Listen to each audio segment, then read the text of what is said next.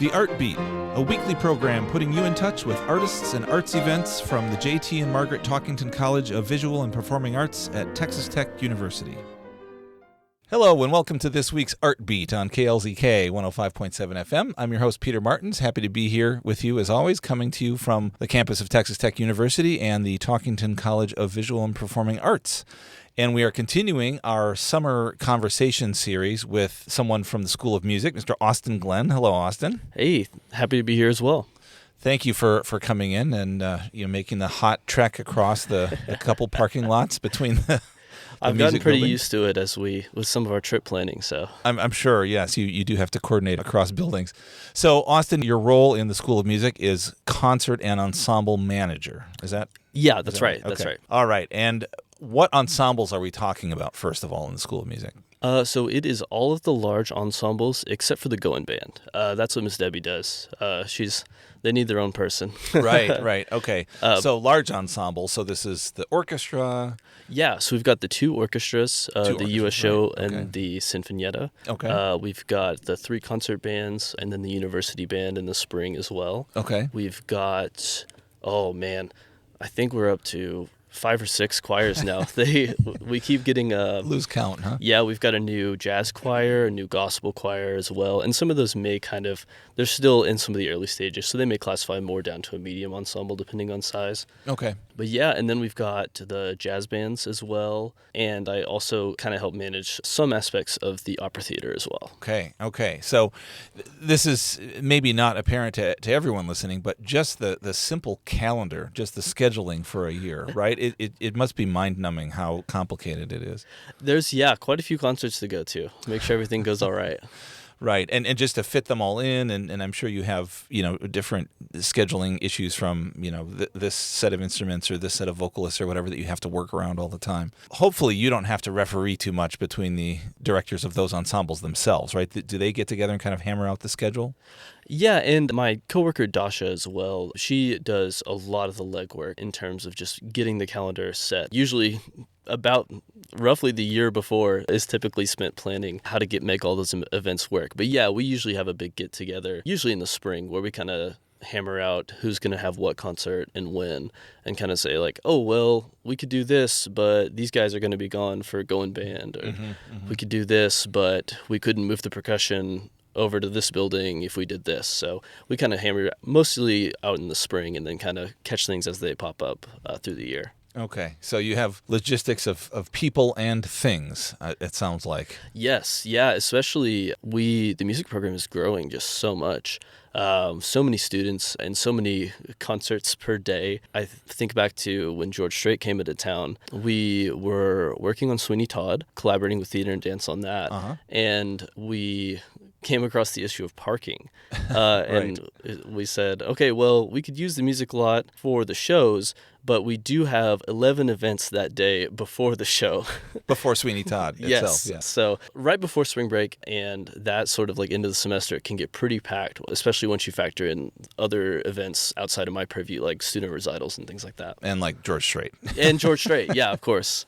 I hope he got degree credit for his big concert. Yes, that was, boy, I was out of town myself that weekend, and I was very happy. Here people were parking literally in like Lamesa and staying in Lamesa and those sorts of places to get here. So I imagine any real estate on campus itself for parking was gold. Absolutely, yeah. I don't know if you've already heard from Corey Norman or if you will soon, but he collaborated with us, and we were all parking attendants for a little while that day. So this falls under the what a lot of people have in their job descriptions, other duties as assigned, right? Absolutely, yeah. That's nice. That makes up a majority of my job most of the time. Okay, interesting. A little bit of a Swiss Army knife for the ensembles. So. Okay, so there's a core thing, set of things you have to do, but then there's all sorts of flexibility that you have to have. Yeah, okay. Just putting out fires. Yeah, interesting. Or keeping fires from starting in the first place. Well, there we Fingers go. Crossed. That sounds a little smoky bear action going on. Prevention, exactly. Right. Okay, so you said the main chunk of planning for a subsequent year happens in the spring, as far as scheduling that sort of thing. What is it like, kind of from week to week during a typical semester? Then do you have to kind of shift your focus from Okay, choir. Got their concert done. Good. Now I shift over and my hair is on fire for the jazz ensembles or something like that. A little bit, yeah. A lot of the day-to-day kind of falls into, I would say, like three pillars. There's sort of the finance side, just any purchasing, buying music or equipment that anyone needs, Okay. and then keeping track of all those purchases and running that with our business manager, keeping everybody's budgets separate and making sure they're in good shape. And then there is sort of the production side of things, sort of goes with the scheduling, and then that's also going to be run sheets, call sheets, things like that, making and editing the programs for each concert. Okay, producing those. So that Yeah. falls under your Yeah, heading as well. we have a team of TAs who work okay. with Dasha as well on creating those programs. Okay. So my job in that side of things is kind of getting all of the information for what pieces we're playing and getting the rosters assembled for each group and things like that. Interesting. Okay. And yeah, dotting those I's and crossing those T's. Yeah, for sure. Wow. So you're talking a lot about, organizational skills. There's some finance. It sounds like there's kind of equipment inventory piece of the puzzle too, that you have to at least liaise with the people who oversee that if you don't oversee it yourself.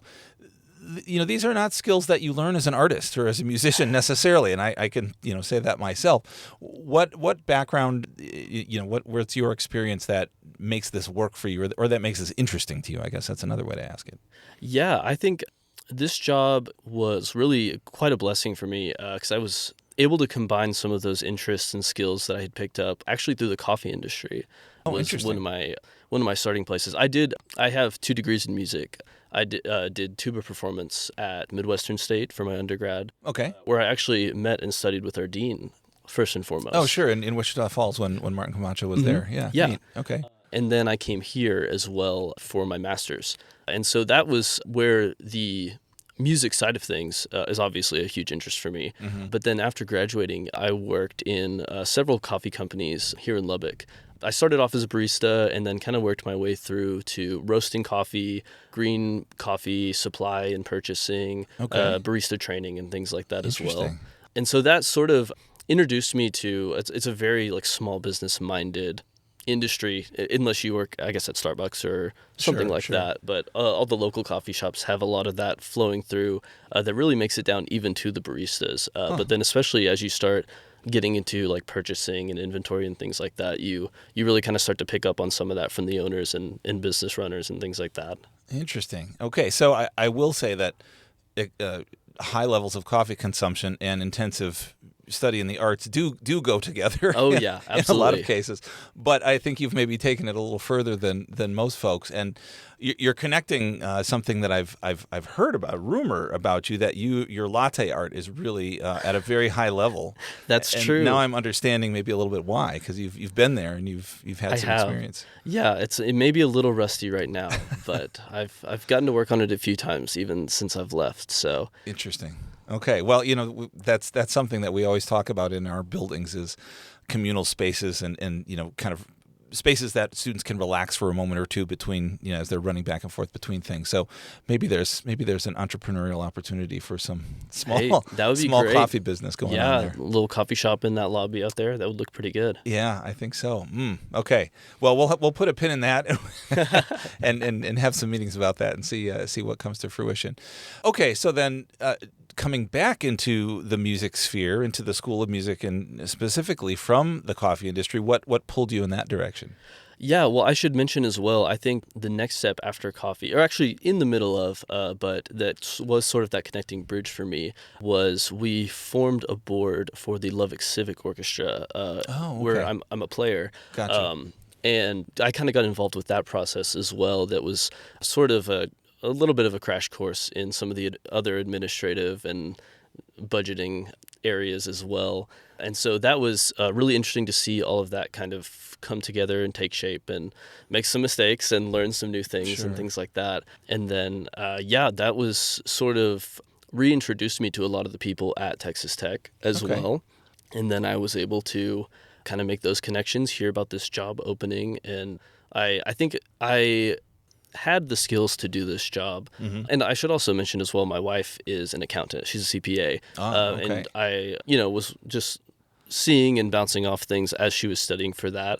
Right. It's definitely cobbled together, but she really has showed me a lot of, like, she's the person who taught me how to use Excel, I would say, even more so than anything in the classroom. She's Nice. really a Okay. wizard on that. Okay, so unlike some of us, you can go to a live person to ask these sorts of questions and not the chat bot or whatever. Yes, yes, absolutely. That's better, I think. It can be pretty nice. But yeah, that I think so maybe all of that was there under the surface, but I think that experience with the Civic Orchestra was really what kind of gave me the confidence to be like, I could do something like this, even though it's a little bit out of my wheelhouse. So that was a really pivotal moment. Great. Yeah, in a kind of a small nonprofit like a civic orchestra or something like that, the people who are most passionate about it, and maybe on the artistic side, do, as you suggest, have to do a lot of the practical accounting, logistics, all that sort of stuff. So great. Okay, so well, certainly glad that you're bringing all of those diverse experiences back to us, so to speak, in the School of Music, and running these ensembles. I will not ask you on air which ensemble you think is the most challenging to work with, because that would be unfair. I would have to think about it a little bit. Okay, well, that's good. But I am interested in asking you, as you think through the last couple of years of events, as you've been here, what events stand out to you as like, wow, that was so rewarding. That was a really great event. And I really think that impacted a lot of people, on and off campus.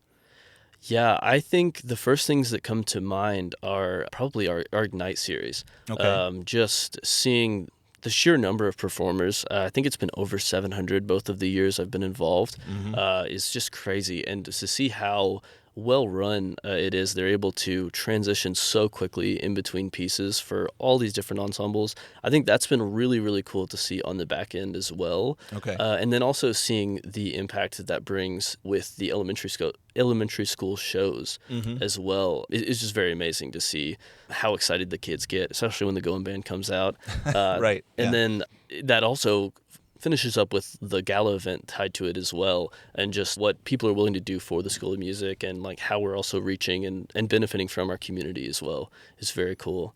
I think other than that, right when I got here, we had a pretty big sort of inaugural concert for the University Orchestra with the reopening of Hemley Hall. Right, It was being renovated for several years. I thought that was really cool as well, just to see how beautiful that space is and be able to be a part of that performance. That was a very special moment, I think, in the history of the School of Music. The hall's been the workhorse for decades and decades, and it finally got a much deserved acoustic and cosmetic facelift. Yeah, absolutely. And if any of our listeners haven't been there since fall of 24, I think is when it reopened. It's really fantastic. And to your point about the Ignite events, I think we're on number 5, maybe coming up this fall, 4 or 5. I believe that's right. Okay, and that's done at the Buddy Holly Hall in the big hall there. And I appreciate it as an audience member simply from the production value, right? Yeah. As you're saying, that's behind doing something that's that intricate with that kind of split-second timing, and there's never a dull moment in that show, for sure. Oh, absolutely, yeah.